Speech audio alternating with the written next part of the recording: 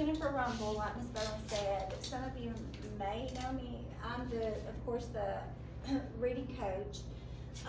This presentation is, excuse me, this one is actually from the Alabama Reading Initiative. So by law, we are, obligated and required to make sure that you guys see what they have. I will tell you, this one is a little bit long, but I'm gonna try to stick to the highlights of it and still make sure that you get the information that you need. So, what I do need everybody to do now though is scan the QR code so that there is a digital record. Sorry, I'm not gonna slide it with my finger.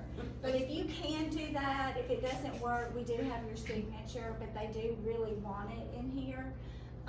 It is gonna ask you for of course, the school name. They're wanting you to spell it out completely, so like not BES or anything like that. So Brooks Elementary School, same for the district, Lauderdale County Schools, and we are in Region 1.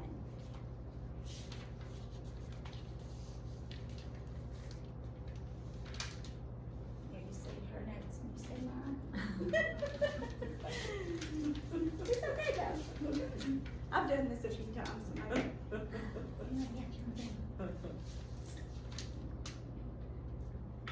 And this is the teacher in me. I'm always a teacher.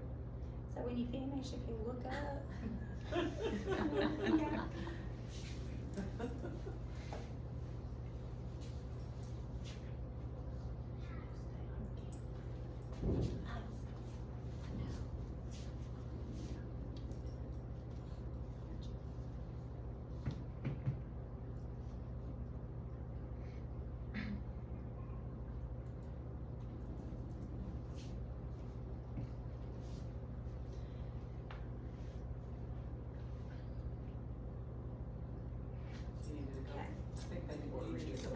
Region 1. It's Region 1. While he's finishing up, I'm going to go ahead and tell you what the takeaways of today, what we want you to be able to leave here feeling like you know today. One is just an initial understanding of the ALA, which is the Alabama Literacy Act. It's been around, I think, a little bit longer than the Numeracy Act, so a lot of you may already know some things. Ways to support your students' growth and achievement in reading, and also activities you can use at home to promote literacy. And one of the things that you have, if you picked it up, it has QR codes, a paper of QR codes, and it tells you like specifically activities with a certain domain in reading. So, but those are the goals for today. And the purpose of the Alabama Literacy Act, I'm gonna kind of paraphrase y'all, but it is wanting all students by the time they leave 3rd grade to be able to read on grade level. And so they've put this in place, and we're looking for proficiency, but kids from kindergarten to 3rd grade, ensure that those students are able to read at or above grade level by the end of 3rd grade. Like I said, monitoring the progression of each student from one grade to another by their proficiency in reading. And then we're gonna watch a quick little video, and we'll have to, and may have a little bit of a commercial, sorry.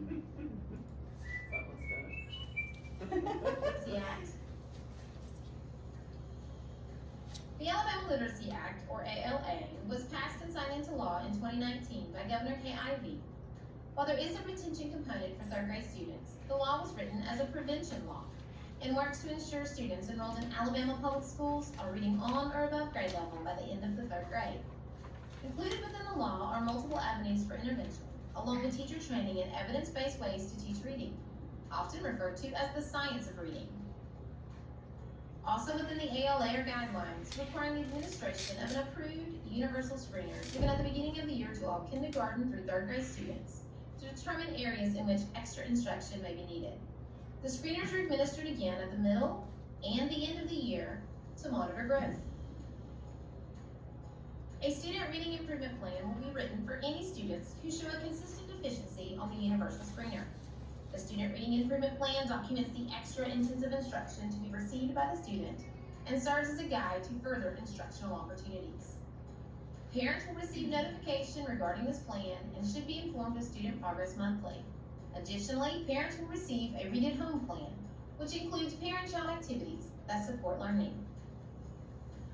In the spring, all 2nd and 3rd grade students will take the Alabama Comprehensive Assessment Program, also known as ACAP. The results will be used to determine whether a student is reading at or above grade level by comparing the score on the reading portion of the ACAP to the state-assigned cut score. Students who don't meet the benchmark on the spring ACAP administration and students who have a student reading improvement plan will be invited to participate in a summer reading camp. 3rd grade students can take the ACAP supplemental reading assessment given at the end of reading camp to try and meet the benchmark. Additionally, a Literacy Act portfolio, or LAP, which contains evidence pieces that demonstrate knowledge of identified essential standards may be created. At a minimum, a reading portfolio should be started for all rising 3rd graders who scored at the lowest achievement level on the reading subtest of the ACAP summative assessment in 2nd grade. A portfolio may be started at any time during the student's 3rd grade year, including at the beginning of summer camp. Based upon input from the school level team, additional students may require portfolios as well.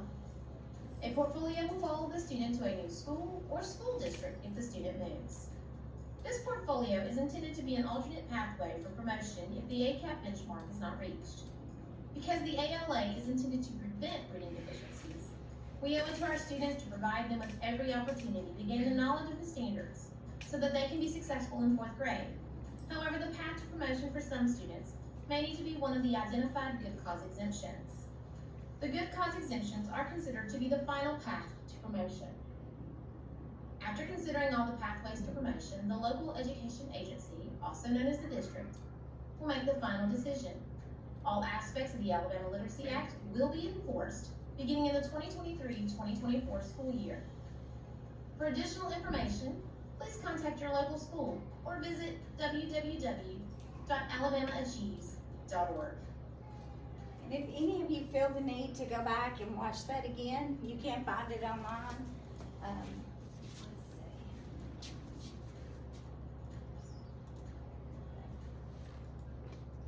Okay, so in order for us to ensure that students are reading on grade level, every state has a course of study. Fullest, you can tell mine's used, but it has all of the standards that it says these are the required standards for a student to be considered reading on or at grade level. They were actually created in 2021 because of this act. Now, we've always had standards. These standards are a little more rigorous, wouldn't you say? They're rigorous, but they also were guided by the science of reading, which is just a lot of research on reading that has been poured into what it takes to be a reader that's on grade level, to be a proficient reader. So they were very carefully thought through. But this is think of this as a roadmap to instruction for your students. Sorry, mine is it looks rough. And then they also, like I said, they represent if a kid's ready for the next grade level. So that's what the ACAP that they take is based off the standards. Okay, and then this right here is, let's see, sorry y'all, I got off for a second. Oh, this is just telling all the different domains that go along with reading. You know, I said we talk about the science of reading, multisensory instruction. Well, all of these are the different components of reading that we all do and don't realize we do it. Sometimes I say, how did I learn how to read? Because, but oral language, from the time they're little, developing that oral language, having rich conversations. Phonological awareness is just a fancy way of saying this, like hearing sounds that make up words, and not just words, but just language in general, but the sounds helps them learn to spell. You think about it, somebody gives you a word on a spelling test, cat, you've got to know what sounds match that. So phonics is putting the sounds to actual making words with them in writing. And then fluency, a lot of people, when my kids were in school, I was not teaching when they were this little. But I will say, fluency, I always thought, oh, it means read as fast as you can, what's the point? I've listened to a kid read before that they read as fast as they could, but they couldn't tell me anything about it. So when kids come home and if they're told time them when they're reading, I tell them it's like baby bear's porridge, it's gotta be just right. It's not about how fast, it's about reading at a pace that you can understand what you're reading. And then of course writing is in there, vocabulary. You know, we said you would leave with some tips. A good tip for vocabulary is they hear words all the time that, you know, we say like car, truck, SUV even, those kind of things. But do they hear automobile? Do they hear vehicle? Those kind of things that kind of ups the ante that they might see in text. That's a good way that you can support with vocabulary. Just multiple meaning words. Comprehension, just understanding what you're reading and applying it to what you need to apply it to as well. And also thinking about what you're reading. It takes thinking about it to understand it. That's why we all go back and reread when we don't understand things. Okay, intervention requirements. So, sorry, I thought there was another one before that one. I thought we talked about tier 1 first. Okay, but this is just additional instructional time on proven methods of reading instruction and intervention, which every student, we have like tier 1, which is all students get whole group every day, and all students receive a form of small group. And we'll get into more targeted, but once we do our screeners and we target deficits, then it jumps into a tier 2 kind of reading. We frequently monitor the progress of reading skills of each student throughout the school year and adjust instruction as needed. We have a data meeting this week, this Thursday, and we look at data to really drive the instruction. And how do we know how kids how they're performing? You heard Ms. Junkins say for math, they use iReady. Every student is required to be screened 3 times a year. So beginning of the year, middle of the year, end of the year. We use STAR right now for K3. iReady is grades 4 and 5. But basically, the screener gives us the overall picture in all those domain areas that we just talked about. So it shows us that picture, but it also helps us see, okay, well, this one may be struggling a little bit in phonics, so what can we do, that kind of thing. Or my class, you know, this is an area that we need to try to work on. But then the screener helps us to also diagnose, and then we get into like really digging deep. So like that's where you get into kids doing letter sounds, and you know, what is it that's the barrier? Think of it as a barrier to reading. And we try to make sure that we're intervening. Sorry, thanks. Help to identify students who have a reading deficiency. I mean, that's exactly what all of this is for, is screening them. It's like us going to the doctor and finding out, are we good? Do we need something? That's the way I look at it. But it's also including, this is a term that everybody, or not a term, but something that's kind of hot sometimes, like characteristics of dyslexia. We do not diagnose dyslexia. In spite of, I know, you know, there are people that think that, we don't. We screen for characteristics, and we only do that if we see that there is a pattern. Because a lot of times when they're in kindergarten, writing letters backwards, you know, sometimes we can see it, but it's more obvious. Okay, and then this is getting into, let's say we've done our screener, we've gone through all the steps, and we see that a student has a consistent reading deficiency. Doesn't mean they had a bad day and they couldn't do their letter sounds. It means like we look for consistent deficiencies.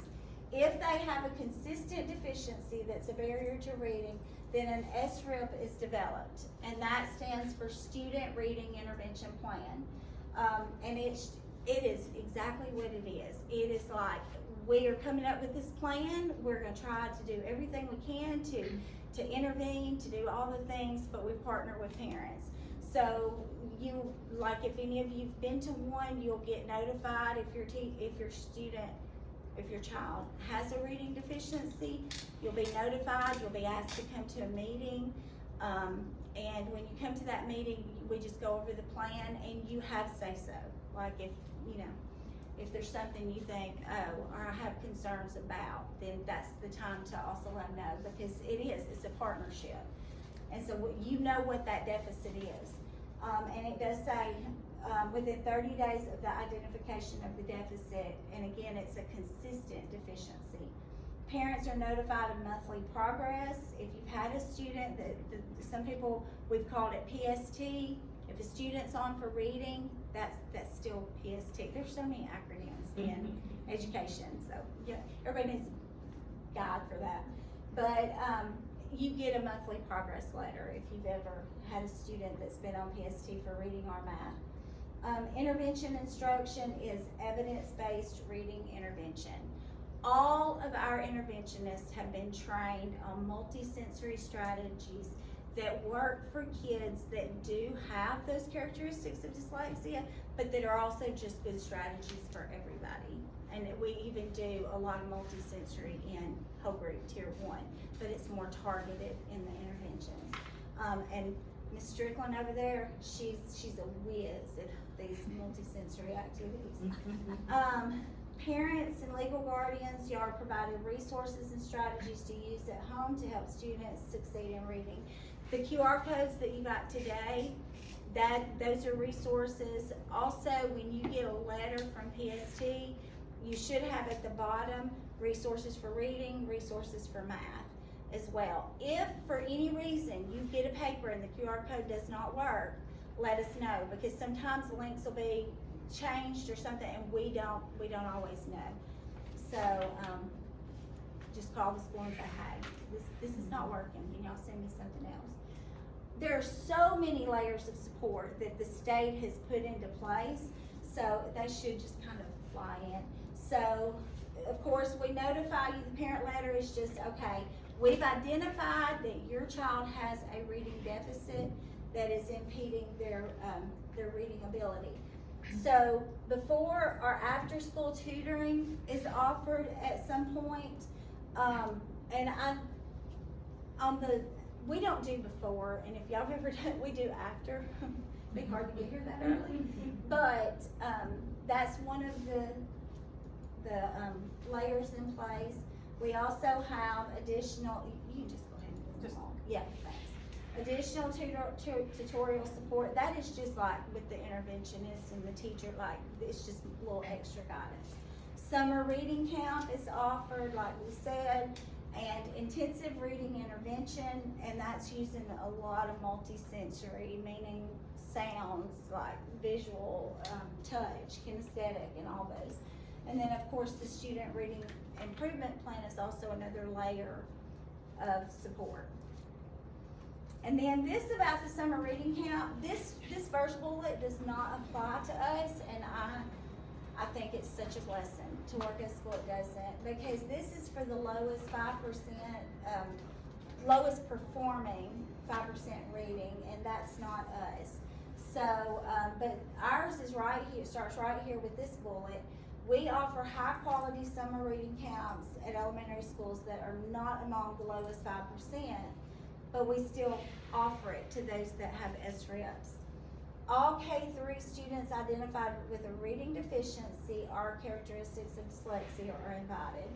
A minimum, this is the state requirement, a minimum of 60 hours of scientifically based reading instruction and intervention. And I can say, they get that. They get even their PE, they have to run around at summer and they're here all day, but it's all literacy based. And then this one here, that's just if we were doing anything with the state. But high quality instruction with assessments administered. So not only do they come to summer camp, but they're monitored. So you look at them at the beginning of summer camp, and we look at them at the end of summer camp, and did they make gains? And there's a record kept of that.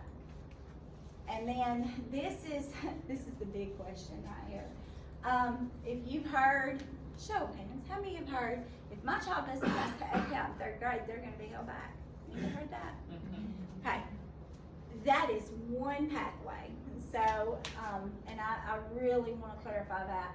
Because this is all law, if y'all bear with me, I am gonna read through it because I don't wanna say something that's incorrect.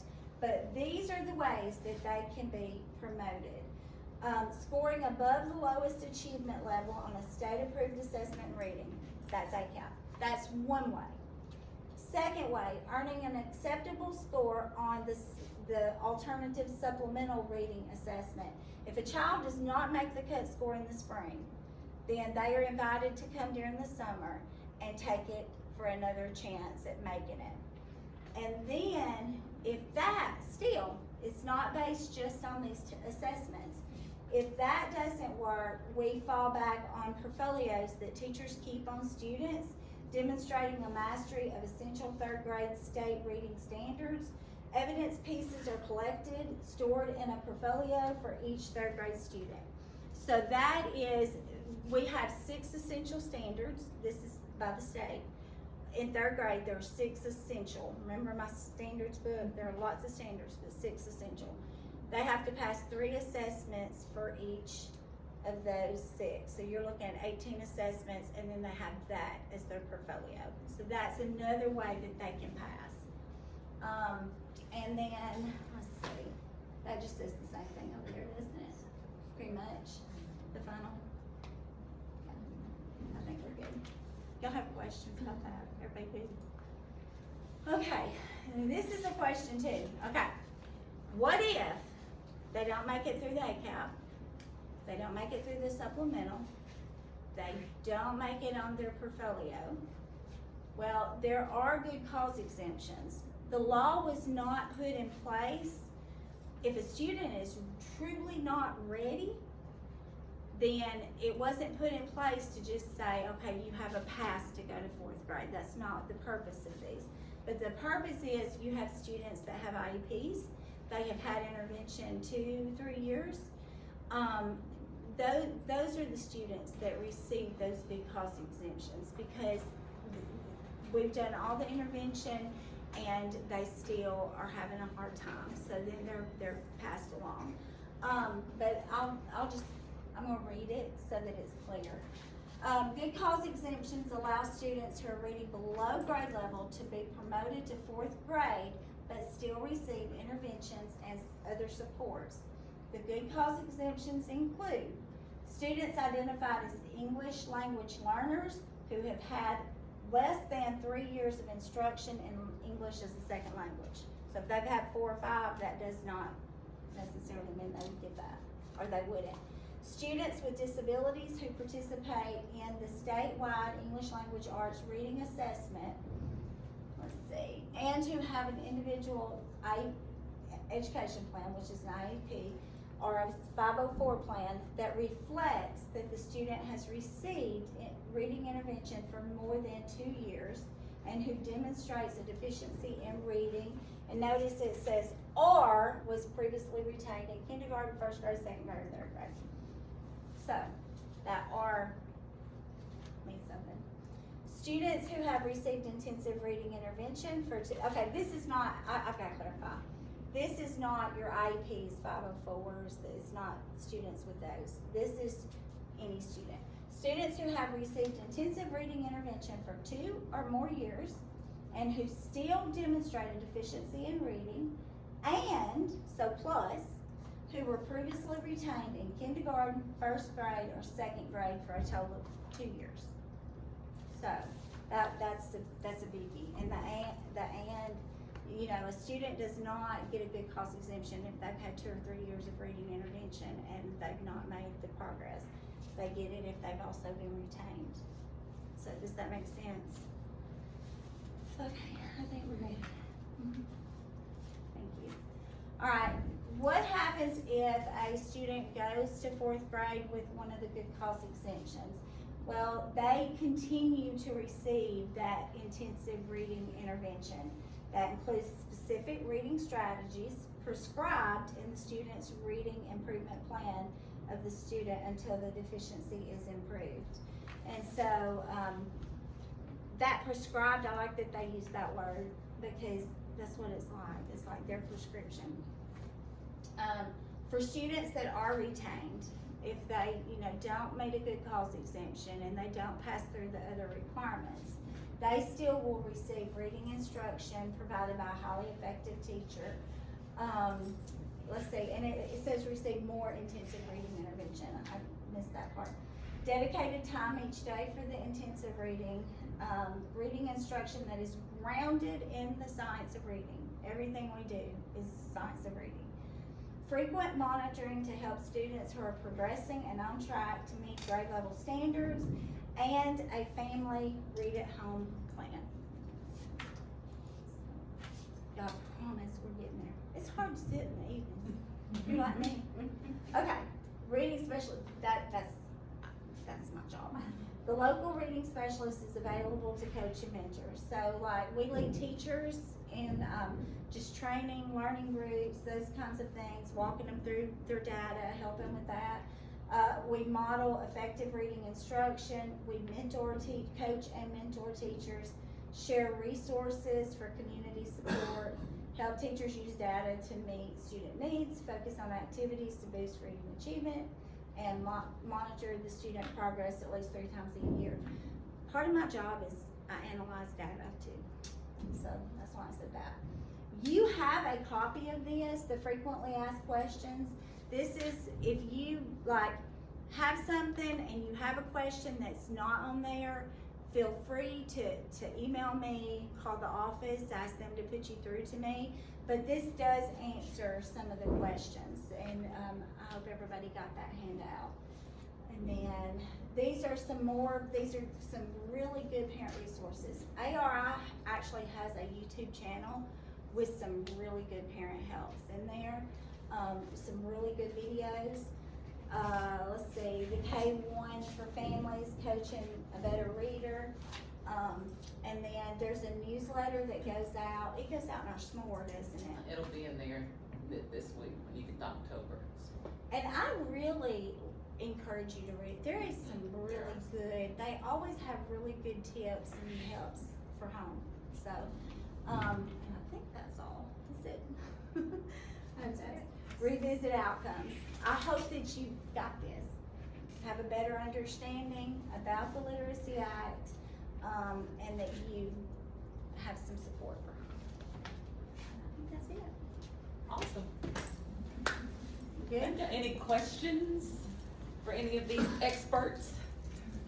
And anytime you have something specific to your child, you can always reach out to call the office, schedule a time to meet with any or all of us about any issues that may come up. If you need deeper understanding, we try to put these resources out places too, like our newsletter and our website and things like that. So please contact us if you have a question. We surely appreciate you guys coming, taking this time out of your day to come and hear these things. It'd be sad if it was just us. I know. So we appreciate it, and to those that are watching, appreciate you for staying this long in the video, watching it all. So thank y'all so much. Thanks. If you need extra resources, they're on the table if you missed anything. It's hot. All right. For real, thank y'all.